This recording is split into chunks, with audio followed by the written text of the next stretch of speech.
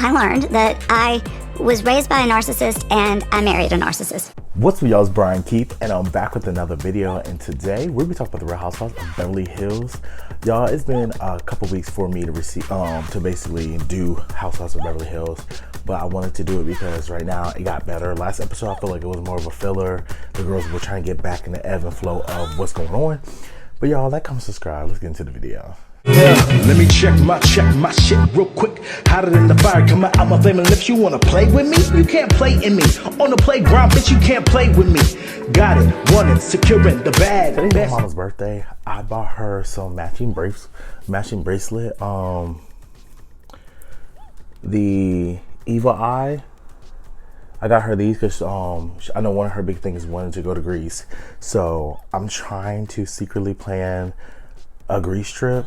So I'm just trying to drop subtle hints like Greece. Yeah. Also, y'all, the Super Bowl was last night, and when I tell you, they did a big one. Yeah. Y'all already know I'm a Commanders fan. I've been to the game about 4 times this year. But being that the Commanders lost by the Eagles, it was like, mind you, I'm never gonna go for a team that, you know, that man goes for. So the Eagles, they did a big one. Yeah, black. I'm trying to tell you, we up this year. Okay.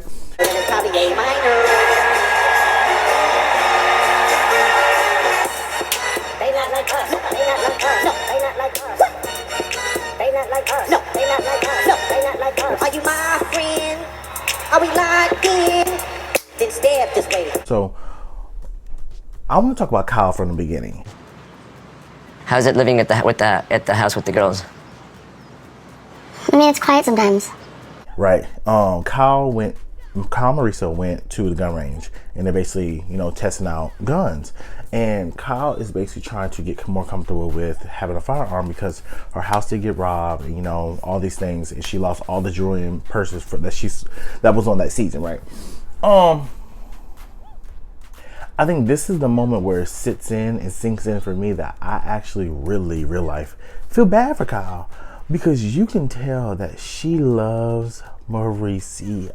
And I don't know who was the one that initiated the breakup, but I do feel bad for Miss Kyle. I'm like, damn, like, she loved that man dirty draws. And Mauricio, you see the flashbacks, Mauricio got fit. He looked like he lost 50 pounds. Like, Mauricio's in his prime right now. And I'm just like, girl. And she's like, yeah, I'm at the home, you know, our home, by myself, no kids. You know, Portia's, you know, she got her license, so she's driving away. She don't want to hang out with me. You know, I'm good though. I'm good. But I'm just like, oh, I feel for her, you know? Because we've seen Mauricio on Dancing with the Stars. We've seen him over here in Aspen doing his big one. We see him kissing girls. Like, I just feel like, especially, I feel like PK's trying to do the same way. Transition to PK. I feel like PK's trying to do the same thing. But my whole thing with Reed and PK, half of me feels like it's for a storyline, but the other half I'm just like,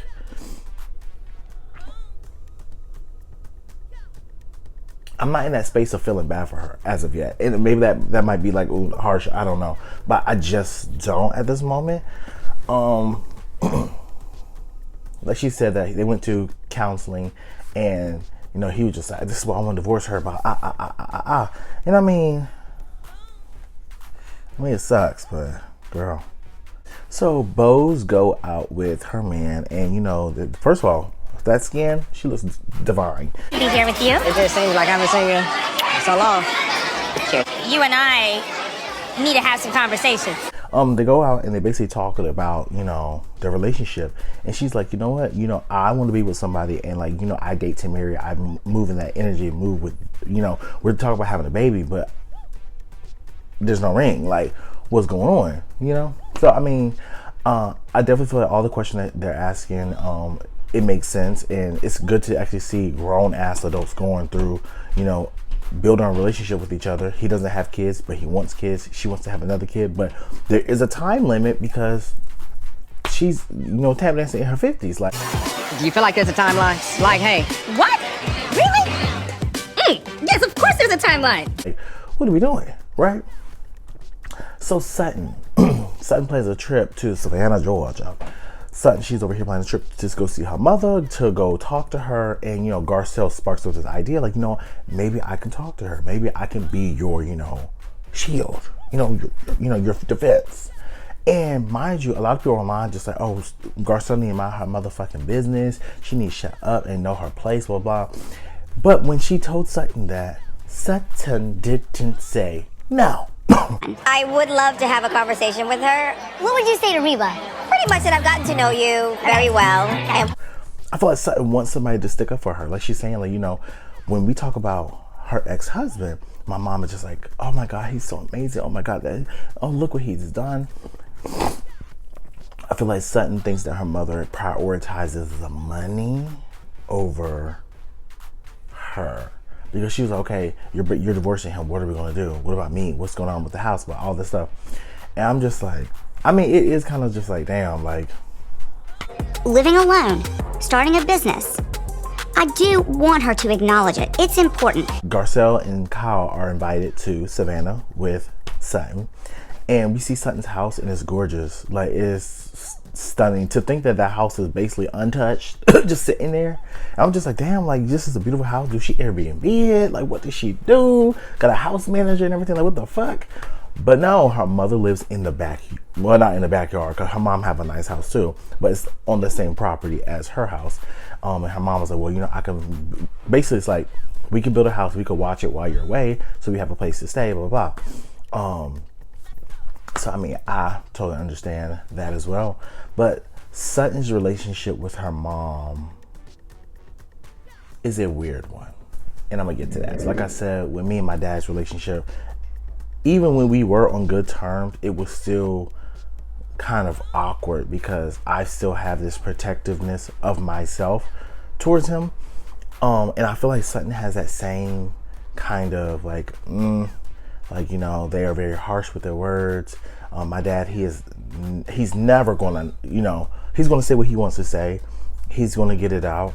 And if it hurts your feelings, it hurts your feelings. He might apologize, he might not, but he said what he said, right? And in some instances, that, especially as a young child, that can really be damaging. Just saying whatever you want carelessly and recklessly. And sometimes as a kid, you have this perception. You don't know the nuances of life, right? So you have this perception just like, damn, like, that was harsh. I feel like she should be careful, especially on a TV show, calling her mom a narcissist. I learned that I was raised by a narcissist and I married a narcissist. And like using words and terms like that, those are certain things that you can't take back. I felt that way about my father as well, but it's one of those things where I can give grace in some instance, because even though there are traces of something you like, there's something wrong here.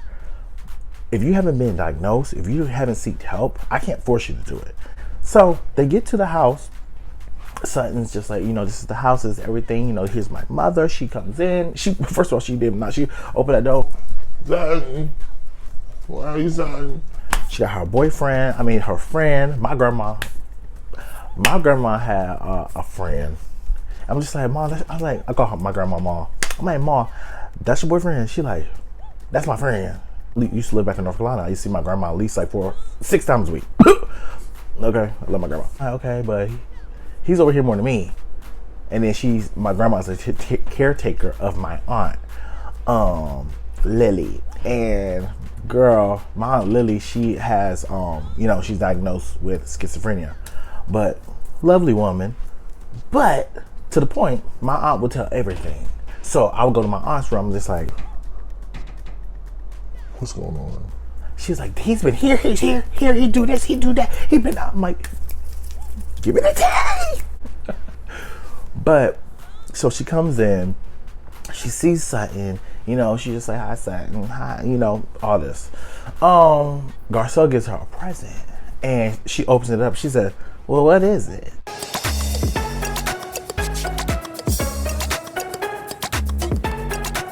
I took the time.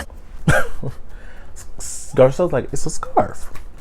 She's like, okay, hopefully I like it. Garcelle's like, oh. I feel like Garcelle's predicting and trying to anticipate what Sutton's mama's gonna do, which makes stuff kind of awkward. But Sutton's over here just like, I would look at her, if I was Sutton mama, I would be like, what the fuck is going on? This is so long. You could do that If too. I was skinny, you could. That's beautiful. Garcelle brings up again, like, I really want to talk to your mom. I really want to bridge the gap with you and your mom. Sutton's like, cool, girl, take your shot at it, right? So at that point, for me, I'm not gonna hold Garcelle accountable for whatever happens next episode because Sutton gave her the okay. Now we know what from the stories that Sutton said, Garcelle, it's the no-go zone. But fuck it. I feel for Sutton because she felt like, a little bit of jealousy, Her mama over here calling her son weird, called Garcelle's son weird, she praises the ex-husband, and she feels like she's not seen. And I can relate to Sutton. I think this is why I relate to Sutton so much because within my family growing up, I always felt either invisible of the good things I've done or I'll be highlighted for the things I've done wrong.